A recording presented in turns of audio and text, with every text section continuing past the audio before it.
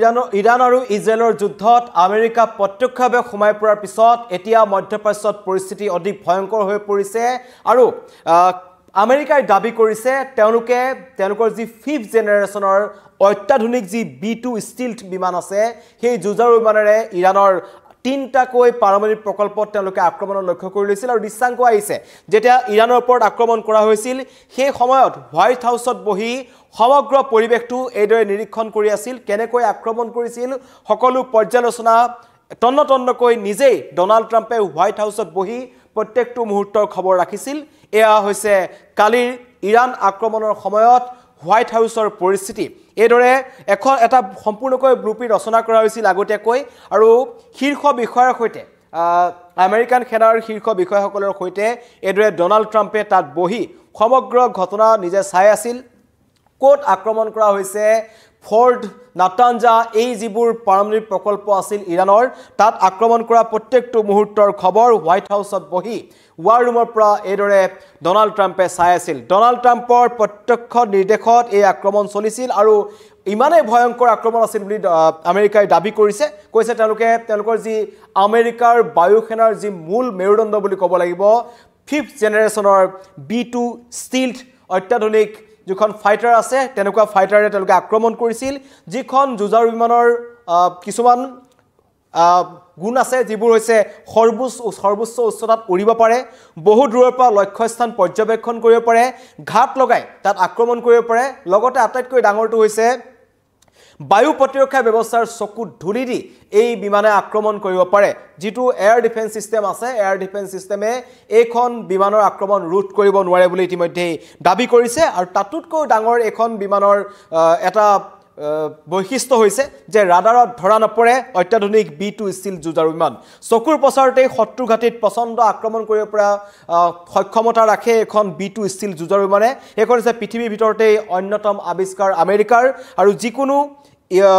অত্যাধুনিক বায়ু প্ৰতিৰক্ষা ব্যৱস্থাও এখন ধৰা পেলাব নোৱাৰে তাৰ কাৰণে ইৰাণৰ পাৰমাণৱিক প্ৰকল্প ফৰ্ড নাটাঞ্জা আৰু এছপাহানত এই বিমানেৰে আক্ৰমণ কৰাৰ দাবী আমেৰিকাৰ আৰু লগতে কৈছে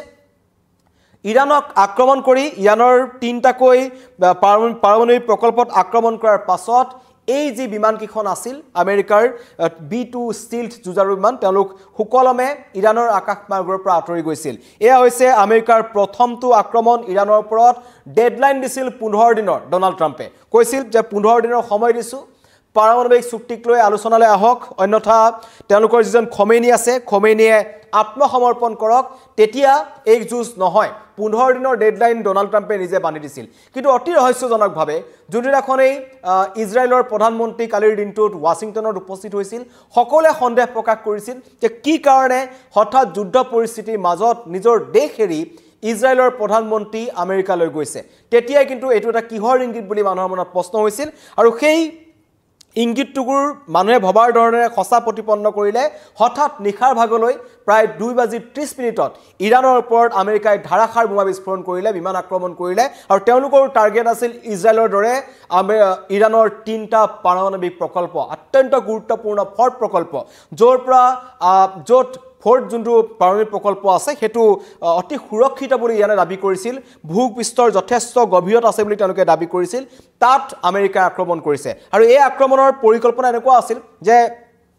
6টা বাংকাৰ বাস্টাৰ বোমা তেওঁলোকে ব্যৱহাৰ কৰিছিল আমেৰিকাই এই বাংকাৰ বাস্টাৰ বোমাটো ইতিমধ্যে গীতাশ্ৰী লাইভত আপোনালোকক কৈছে যে অত্যাধুনিক এটা বোমা যেটো ভূপৃষ্ঠৰ গভীৰলৈ গৈ ভিতৰত গৈ আক্ৰমণ কৰিব পাৰে কাৰণ ইৰাণে ইতিমধ্যে কৈছিল সুৰক্ষিত অৱস্থাত আছে ভূপৃষ্ঠৰ বহু তলত আছে ফৰ্ড বিমানবন্দৰ যেটো পাৰমাণৱিক প্ৰকল্প আছে তাৰ ভিতৰত কেনেকৈ আক্ৰমণ কৰিব পাৰি হেতু কথাও কিন্তু আমেৰিকাই চিন্তা চৰ্চা কৰিছিল যাৰ কাৰণে তেওঁলোকে বাছি লৈছিল বাংকাৰ বাস্টাৰ বোমা 6টা বাংকাৰ বাস্টাৰ বোমা ব্যৱহাৰ কৰিছিল যাৰ বোমাটোৰ লক্ষ্য হৈছে যে ভূপৃষ্ঠৰ বহু তললৈ গৈ শত্ৰুৰ ঘাটি বা লক্ষ্যস্থানক নিমিষতেই শেষ কৰি পেলাব পাৰে ইৰাণৰ আন দুটা পাৰমাণৱিক প্ৰকল্প নাটাঞ্জা আৰু এছপাহানত মুঠ 30টাকৈ টমাহ ক্ষেপণাস্ত্ৰ ব্যৱহাৰ কৰিছিল আমেৰিকাই যি এই তেওঁলোকৰ যিখন B2 ষ্টিলথ অত্যাধুনিক যুঁজাৰু বিমান আছে তাত এইসমূহ তেওঁলোকে কঢ়িয়াই আনিছিল আৰু আমেৰিকাৰ আক্ৰমণৰ পাছতে এতিয়া সমগ্ৰ বিশ্বত চৰ্চাত আছে B2 ষ্টিলথ যুঁজাৰু বিমান প্ৰসংগ উত্থাপন হৈছে কিয় ইমান শক্তিশালী বা কিয় আমেৰিকাৰ বায়ুসেনাৰ মূল মেৰুদণ্ড বুলি এই বিমানখনক কোৱা হয় তাৰ কিছুমান কথা আছে বিগত 3টা দশক ধৰি এই B2 ষ্টিল যুঁজৰ বিমান আমেৰিকাৰ মূল শক্তি ৰূপে পৰিচালিত হৈছে আগতেও তেওঁলোকে ব্যৱহাৰ কৰিছে কিন্তু প্ৰথম 1989 চনত প্ৰথমবাৰৰ কাৰণে তেতিয়া ইমান অত্যাধুনিক প্ৰযুক্তি নাছিল কিন্তু আমেৰিকাই তেতিয়াই এই বিমানখন B2 ষ্টিল বিমানখন উৰুৱাইছিল প্ৰথমবাৰৰ কাৰণে আৰু এই বিমানখনৰ নিৰ্মাণৰ আঁৰত আছিল নৰ্থৰপ গুমেন নামৰ কোম্পানীটো আৰু শত্ৰুপক্ষৰ অত্যাধুনিক প্ৰযুক্তিকো মখিমূৰ কৰিব পৰা বায়ু প্ৰতিৰক্ষা ব্যৱস্থাত প্ৰৱেশ কৰাৰ ক্ষমতা আছে এখন B2 ষ্টিল যুঁজৰ বিমানৰ ধৰক ৰাডাৰ বা বায়ু প্ৰতিৰক্ষা ব্যৱস্থাৰ যিবোৰ বোমা নিক্ষেপ কৰে সেই সকলোবোৰৰ পৰা এই বিমানখন আঁতৰি থাকিব পাৰে কাৰণ বহু উচ্চতাত উৰিব পাৰে আৰু বহু দূৰৰ পৰা তেওঁলোকে শত্ৰুৰ লক্ষ্যস্থান তেওঁলোকে নিৰূপণ কৰিব পাৰে আক্ৰমণ কৰিব পাৰে আৰু সেই সকলোবোৰ দৃশ্য এইদৰে ডোনাল্ড ট্ৰাম্পে হোৱাইট হাউচত বহি প্ৰত্যেকটো মুহূৰ্তৰ খবৰ লৈ আছিল চিন্তাত দেখা গৈছে আমেৰিকাৰ সকলোকে তেওঁলোকে এটা কথা চিন্তা কৰিছে ইৰাণত আক্ৰমণ কৰি বিমানসমূহ ঘূৰি আহিব পাৰিব নে নোৱাৰে সেই কথা কোৱা হৈছিল কিন্তু সুকলমে ঘূৰি আহিছে বুলি দাবী কৰিছে ডোনাল্ড ট্ৰাম্পে আৰু ডোনাল্ড ট্ৰাম্প উৰে নিশা এইদৰে প্ৰায় 2:30 যেটো আক্ৰমণটো চলিছিল তেওঁলোকে এইদৰে হোৱাইট হাউচৰ বহি আমেৰিকাৰ ইৰাণক কৰা আক্ৰমণ তেওঁলোকে মুহূৰ্তৰ প্ৰতি মুহূৰ্তে প্ৰতিটো ক্ষণ তেওঁলোকে চাই আছিল আৰু তেওঁলোকৰ যিখিনি সময় তাত আক্ৰমণ চলিল সেই সময়খিনি হোৱাইট হাউচতো কিন্তু ডোনাল্ড ট্ৰাম্পকে ধৰি আমেৰিকাৰ সমগ্ৰ বিষয়ববীয়াসকল তাত বহি থাকি তেওঁলোকে প্ৰত্যেকটো মুহূৰ্তৰ খবৰ লৈ আগতে আমি দেখিছিলোঁ যেতিয়া লাডেনক হত্যা কৰা হৈছিল পাকিস্তানৰ ভূমিত তেতিয়াও তাত বহি হোৱাইট হাউচত বহিয়ে বাৰাক ওবামাই সকলো দৃশ্য চাই আছিল আৰু তাৰ পিছৰ পৰিস্থিতি দেখা পোৱা গৈছিল এবাৰো ব্যতিক্ৰম হোৱা নাই ৰাডাৰ নেউচি বা ইৰাণৰ যি শক্তিশালী তেওঁলোকৰ এয়াৰ ডিফেন্স সিস্টেম আছে সকলো ৰুধি আমেৰিকাৰ অত্যন্ত শক্তিশালী B2 ষ্টিল অত্যাধুনিক যুঁজৰ বিমানেৰে ইৰাণৰ ওপৰত প্ৰথমবাৰৰ কাৰণে আক্ৰমণ কৰিলে তাৰ পাছতেই এতিয়া চিন্তা কথা কৈ আছে চিন্তা চলি আছে যে আমেৰিকাই পুনৰ ইৰাণৰ ওপৰত আক্ৰমণ কৰিব নেকি আৰু এই আক্ৰমণ তীব্ৰতৰ হ'ব নেকি কাৰণ ইতিমধ্যে যেটা আমেৰিকাই আক্ৰমণ কৰিছে তাৰ পিছত কিন্তু ইজৰাইলে আমেৰিকাৰ এই আক্ৰমণক যথেষ্ট তেওঁলোকে কৈছে যে এইটো এটা সাহসী পদক্ষেপ আমেৰিকাৰ এই ধৰণে উচ্চ প্ৰশংসা কৰিছে বেঞ্জামিন নেতানয়াহুৱে কাৰণ বেঞ্জামিন নেতানয়াহুৱে প্ৰথম নেতা যিজনে আমেৰিকাক এই যুঁজখনলৈ প্ৰথম আহিবৰ কাৰণে সেউজ সংকেত প্ৰদান কৰিছিল আৰু আমেৰিকাই আৰম্ভণিৰ পৰা কিন্তু যেতিয়া ইজৰাইলে প্ৰথম ইৰাণৰ ওপৰত আক্ৰমণ কৰিলে আৰম্ভণিৰ পৰাই আমেৰিকাই এটা আক্ৰমণাত্মক ৰূপ লৈ আছে তেওঁলোকে আক্ৰমণ কৰোকে আছে আৰু বাৰম্বাৰ তেওঁলোকে খোমেনিক তেওঁলোকে টাৰ্গেট কৰিছে কোৱা হৈছিল যে আপোনালোকৰ নেতাক আমি উলিয়াই আনি হত্যা কৰিব পাৰো খোমেনি কোট আছে আমেৰিকাই জানে আমেৰিকাই এইটো কথা স্পষ্টভাৱে কৈছিল যে খোমেনিক বিচাৰিবৰ কাৰণে আমাৰ অলপ সময়ৰ প্ৰয়োজন নহয় খোমেনি কোট আছে আমি জানো আৰু আমি আক্ৰমণ কৰিব পাৰো কিন্তু তেহৰানত আক্ৰমণ কৰিবলৈ আমেৰিকাৰ মন নাই কাৰণ ইৰাণৰ সাধাৰণ নাগৰিকক আমেৰিকাই আক্ৰমণ কৰিব বিচৰা নাই তাকে যদি বিচাৰিছে আক্ৰমণ নকৰাটো যদি বিচাৰিছে তেন্তে আলী আয়াতুল্লাহ খোমেনিয়ে অতি শীঘ্ৰেই আত্মসমৰ্পণ কৰক নিশ্চৰ্ত আত্মসমৰ্পণ কৰক আৰু পাৰমাণৱিক প্ৰকল্প বা পাৰমাণৱিক যিসমূহ কাৰ্যসূচী চলি আছে ইৰাণত সকলো বন্ধ কৰক এই দাবী আছিল ডোনাল্ড ট্ৰাম্পৰ কিন্তু ইৰাণ নাচুৰবান্দা ইৰাণে আমেৰিকাৰ কোনো ধৰণৰ কথা গুৰুত্ব প্ৰদান কৰা নাছিল আৰু আজিও এই আক্ৰমণৰ পিছতো কিন্তু ইৰাণৰ ফালৰ পৰা কোনো সবিশেষ কথা অহা নাই ইৰাণে এটা কথা স্পষ্টভাৱে কৈছে আমাৰ ইয়াত আমেৰিকাৰ আক্ৰমণৰ কোনো ধৰণৰ বিশেষ ক্ষয়ক্ষতি হোৱা নাই বুলি এটো ইৰাণে দাবী কৰিছে আৰু ইৰাণে লগতে আৰু এটা দাবী কৰিছে তেওঁ কৈছে যদিহে আমেৰিকাই যেহেতু প্ৰত্যক্ষভাৱে ইৰাণৰ বিৰুদ্ধে আক্ৰমণ বা যুদ্ধ ঘোষণা কৰিছে তেন্তে ইৰাণেও আমেৰিকাৰ বিৰুদ্ধে আক্ৰমণ কৰিব প্ৰত্যাক্ৰমণ কৰিব যি ধৰণেৰে ইজৰাইলৰ বিৰুদ্ধে ইৰাণে প্ৰত্যাক্ৰমণ কৰিছে আক্ৰমণ কৰিছে এবাৰ আমেৰিকাকো আক্ৰমণ কৰিব বুলি ইৰাণে হকিয়াই দিছে কিন্তু তাৰ মাজত আমেৰিকাৰ এটা ডাঙৰ দাবী কাৰণ আমেৰিকাৰ যি এখন অত্যাধুনিক B2 ষ্টিল যুঁজাৰ বিমান আছে আৰু যুঁজাৰ বিমানখন মই ইতিমধ্যে আপোনালোকক আমি দেখুৱাইছিলোঁ যে এইখন হৈছে অত্যাধুনিক B2 ষ্টিল বিমান যিখনৰ কিছু ব্যতিক্ৰমী আসলতে অন্য বিমানতকৈ এইখন 1989 চনত প্ৰথমবাৰৰ কাৰণে আমেৰিকাৰ বায়ু সেনাই তেওঁলোকৰ তাত নিজকে অন্তৰ্ভুক্তি কৰিছিল এই বিমানখন আৰু তাৰ পিছত পৰ্যায়ক্ৰমে তেওঁলোকে এইখনৰ ওপৰত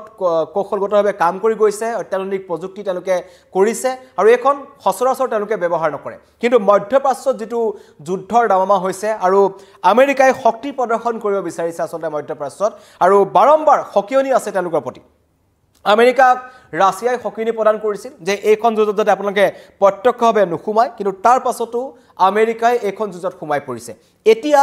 মধ্যপ্ৰাচ্যৰ পৰিস্থিতিটো অধিক উত্তেজনাময় হৈ পৰিছে কাৰণ এটা পক্ষত ইৰাণ ৰাছিয়া চীন আছে উত্তৰ কোৰিয়াই মাত পাতিছে আৰু ইতিমধ্যে ৰাছিয়া এটা কথা স্পষ্ট কৰিছে হাজাৰ বিপদত পৰিলেও ইৰানে কিন্তু এতিয়ালৈকে তেওঁলোকৰ সহায় বিচৰা নাই যদিহে সহায় বিচাৰে তেন্তে কিন্তু আমি ইৰানৰ সপক্ষে কাম কৰিম ইৰানৰ সপক্ষে আমি যাম প্ৰয়োজনত আমি সেনা বাহিনী পঠাম প্ৰয়োজনত আমি সমৰ সজ্জা পঠাম এনেকুৱা ধৰণৰ মন্তব্য মস্কোৰ পৰা আহিছে পুটিনে কৈছে পুটিন এজন অত্যন্ত শক্তিশালী নেতা ডনাল্ড ট্ৰাম্পৰ যেনেকুৱা ধৰণৰ বহুবলকী এটা চৰিত্ৰ আছে প্ৰয়োজনত সকলোৰে সৈতে হাত মিলাবলৈ যায় আৰু প্ৰয়োজন হ'লেই সকলোকে যেতিয়া তেওঁৰ নিজৰ কাম নাথাকে সকলোকে নিজৰ ৰাস্তাৰ পৰা আঁতৰাই দিয়ে এইটো হৈছে বৰ্তমান আমেৰিকাৰ চৰিত্ৰ তেনে পৰিস্থিতিত যদি এইখন যুঁজত প্ৰত্যক্ষভাৱে ৰাছিয়া অন্তৰ্ভুক্ত হ'বলৈ হয় তেন্তে কিন্তু এইখন তৃতীয় বিশ্বযুদ্ধৰ ফাললৈ গুচি যাব আমেৰিকা আহিব চীন আহিব ৰাছিয়া আহিব উত্তৰ কোৰিয়া আহিব ইৰাণ ইজৰাইলৰ যুঁজ চলি আছে তেনে পৰিস্থিতিত কিন্তু পৰিস্থিতি অধিক ভয়ংকৰ হোৱাৰ আশংকাই দেখা দিছে আৰু তাৰ মাজতে নিজৰ শক্তি প্ৰদৰ্শন কৰিছে শক্তিশালী আমেৰিকাই তেওঁলোকে দেখুৱাই দিছে তেওঁলোকৰ হাতত B2 ষ্টিল যুঁজাৰু বিমান আছে যিখনে কোনো ধৰণৰ বিশ্বৰ যিকোনো বায়ু প্ৰতিৰক্ষা ব্যৱস্থাই তেওঁলোকক ৰুধিব নোৱাৰে ৰাডাৰত তেওঁলোক ধৰা নপৰে তেওঁলোকৰ ওচৰত ছটা যি বাংকাৰ বাস্তাৰ বোমা আছে যেটো ভূগৰ্ভৰ তলত গৈ আক্ৰমণ কৰিব পাৰে আমেৰিকাই দাবীয়ে কৰিছে আসলতে যেটো ইৰানৰ আটাইতকৈ শক্তিশালী বা সুৰক্ষিত বুলি দাবী কৰিছিল ফৰ্ট যেটো পাৰমাণবিক প্ৰকল্প হেতু সম্পূৰ্ণৰূপে ধ্বংস হৈ গৈছে বুলি কৈছে কিন্তু আন্তঃৰাষ্ট্ৰীয় পৰমাণু যি সংস্থা আছে তেওঁলোকে এতিয়ালৈকে সদৰি কৰা নাই তেওঁলোকে কৈছে তাৰ পৰা কোনো তেজস্ক্ৰিয়তা নিক্ৰিয় হোৱা বা নিৰ্গমন হোৱাৰ খবৰ এতিয়ালৈকে পোৱা নাই যাৰ কাৰণে এতিয়া বিশ্বাস কৰিব নোৱাৰি কিন্তু আমেৰিকাৰ দাবী আমেৰিকাই কৈছে আমি ফৰ্ট সম্পূৰ্ণভাৱে শেষ কৰি পেলাইছো নাটানজাও শেষ হৈ গৈছে লগতে এফানতো কোনো ধৰণৰ কাম কৰিব পৰা অৱস্থাত ইৰাণ নাই আৰু সেই সমূহৰ পৰা কোনো কাৰণত তেওঁলোকে পুনৰ তেওঁলোকৰ যি ইউৰেনিয়ামকে ধৰি বিভিন্ন ধৰণৰ সামগ্ৰী লাগে যিবোৰ ক্ষেপণাস্ত্ৰ ব্যৱহাৰ বনাবৰ কাৰণে নিৰ্মাণ কৰিবৰ কাৰণে সকলো ধ্বংস কৰি পেলাইছে আমেৰিকাই এই দাবী ইতিমধ্যে আমেৰিকাই কৈছে আৰু আজি পুনৰ আমেৰিকাই হয়তো যিকোনো মুহূৰ্তত তেওঁলোকৰ ওপৰত আক্ৰমণ কৰিব পাৰে সময়সীমা বান্ধি দিছিল কিন্তু আমেৰিকাৰ এটা স্থিতিক লৈ প্ৰশ্ন উত্থাপন হৈছে তেওঁলোকে যি সমগ্ৰ বিশ্বৰ সন্মুখত দেখুৱাই দিছিল যে 15 দিনৰ সময়সীমা দিছো 15 দিন আলোচনাৰ মাজত যদি আহে ইৰাণ তাৰ পিছতে আক্ৰমণ কৰিব কিন্তু হঠাৎ কিয় আমেৰিকাই আক্ৰমণ কৰি ললে কাৰণ বেঞ্জামিন নেতানয়াহুৱে গৈ ইজৰাইলৰ প্ৰধানমন্ত্ৰীয়ে গৈ আমেৰিকাত কিবা বিশেষভাৱে ডনাল্ড ট্ৰাম্পৰ ওপৰত হেঁচা প্ৰয়োগ কৰিছিল নেকি ইজৰাইল সংকটত আছে নেকি এনেকুৱা ধৰণৰ প্ৰশ্ন উত্থাপন হৈছে কাৰণ তৎপৰতা দেখা পোৱা গৈছে হোৱাইট হাউচত আৰু যি আক্ৰমণ কৰিছে সেই আক্ৰমণৰ প্ৰতিটো মুহূৰ্তৰ খবৰ ডনাল্ড ট্ৰাম্পে নিজেই চাই আছিল খবৰো আহিছে যে বাংকাৰত আত্মগোপন কৰি আছে ইৰানৰ সুপ্ৰিম লিডাৰ আয়াতুল্লাহ আলী খমেনীয়ে বন্ধ কৰিছে সকলো যোগাযোগৰ ব্যৱস্থা যিদৰে সাদ্দাম হুছেইন গাদ্দাফি তেওঁলোকৰ যি অৱস্থা হৈছিল মধ্যপ্ৰাচ্যত তেনেকুৱা ধৰণৰ পৰিস্থিতি খমেনীৰ লগতো হ'ব নেকি হেতু আশংকা কৰি থকা হৈছে আমেৰিকাই দাবী কৰিছে যে গাদ্দাফি বা সাদ্দাম হুছেইনৰ নিচিনা অৱস্থা হ'ব খমেনী তেওঁকো তাৰ পৰা বিচাৰি উলিয়াই অনা হ'ব আৰু তেওঁৰ কোনো ধৰণৰ যি নাচুৰ বান্দা কাম কৰি আছে তেওঁলোকক যি আমেৰিকাই বাৰম্বাৰ কৈছে পাৰমাণবিক যি চুক্তি আছে তাৰ ক্ষেত্ৰত আলোচনা কৰক ষষ্ঠ ৰাউণ্ডৰ যি বস্তু তেওঁলোকে আলোচনা বাতিল কৰিছিল সেই বাতিল পুনৰ সেই আলোচনা আৰম্ভ কৰক কিন্তু 15 দিনৰ সময়সীমা দিয়াৰ পাছতো মাত্ৰ দুদিন উকলাৰ পিছতেই ডনাল্ড ট্ৰাম্পে নিজৰ চৰিত্ৰ দেখুৱালে হঠাৎ ইৰানৰ ওপৰত আক্ৰমণ কৰিছে এতিয়া অত্যন্ত বেছি বেয়াৰ ফাললৈ গৈ আছে কৈ থকা হৈছে নেতানয়াহু যি খমেনী আছে খমেনীয়ে বাংকাৰত আত্মগোপন কৰিছে কালি এটা খবৰ ওলাইছিল তেওঁ চীনলৈ পলাই গৈছে বিভিন্ন ধৰণৰ খবৰ ওলাই আছে কিন্তু তাৰ মাজত এটা অখনিক সংকেত যে মধ্যপ্ৰাচ্যত এখন ভয়ংকৰ যুঁজৰ আগজাননী যেটো সমগ্ৰ বিশ্বৰ কাৰণে এটা অখনিক সংকেত আৰু এই যিখন বিমানৰ কথা কৈ আছে B2 ষ্টিল যুঁজাৰু বিমান এইখনত কেবাটাও বৈশিষ্ট্য ইয়াৰ পোহৰলৈ আহিছে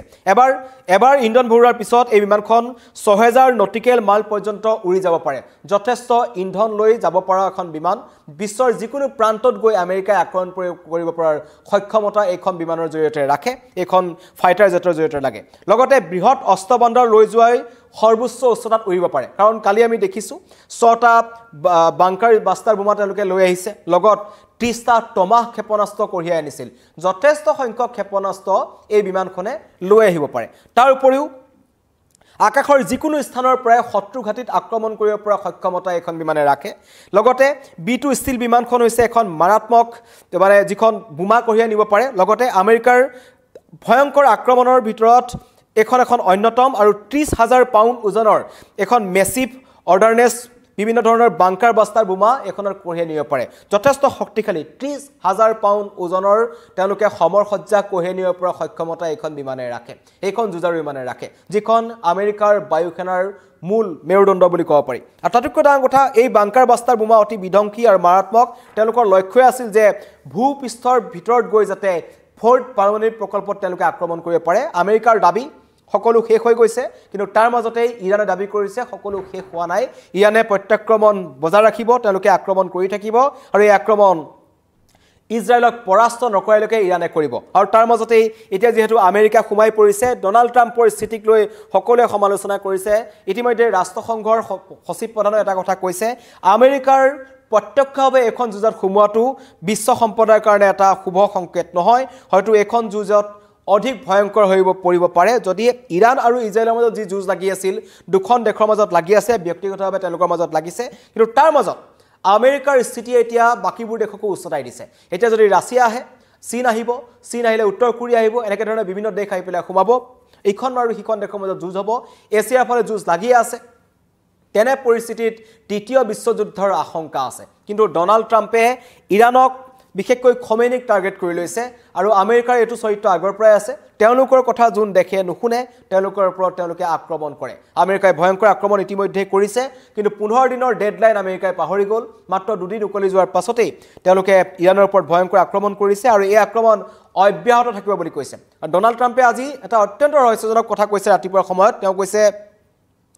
এতিয়াই এইটো এটা সময় এতিয়াই যদি তেওঁলোকে আত্মসমৰ্পণ নকৰে ইৰানে যদি হাত দাঙি নিদিয়ে তেন্তে এই আক্ৰমণ অধিক ভয়ংকৰ হ'ব আৰু এইদৰে হোৱাইট হাউচত বহি প্ৰত্যেকটো মুহূৰ্তৰ তন্নতন্নকৈ চাই শীৰ্ষ বিষয়াৰ সৈতে বহি হোৱাইট হাউচৰ পৰা ডনাল্ড ট্ৰাম্পে নেতৃত্ব দিছিল এই ইৰাণ আক্ৰমণৰ প্ৰতিটো মুহূৰ্তৰ খবৰ লৈছিল আৰু কেনেকৈ আক্ৰমণ হৈছিল নিজ স্বচকুৰে হোৱাইট হাউচত বহি চাই আছিল ডনাল্ড ট্ৰাম্পে